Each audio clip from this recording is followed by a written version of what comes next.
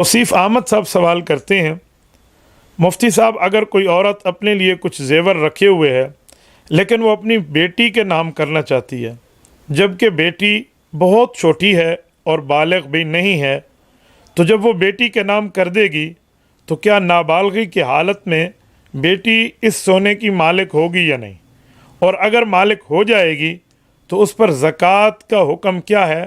شریعت اس بارے میں کیا ہماری رہنمائی فرماتی ہے؟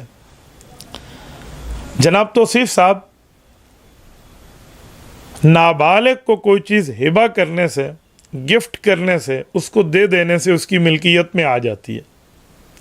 اگر یہ خاتون اپنی بیٹی کو سونا دینا چاہتی ہے تو اس کی بچی سونے کی مالکہ قابضہ بن جائے گی اور ملکیت اس کی بچی کی شمار ہوگی، اس کی شمار نہیں ہوگی۔ اور نابالغ بچی ہے تو اس پر زکوٰۃ بھی واجب نہیں ہے اگرچہ سونا حد زکوٰۃ کو پہنچ چکا ہو۔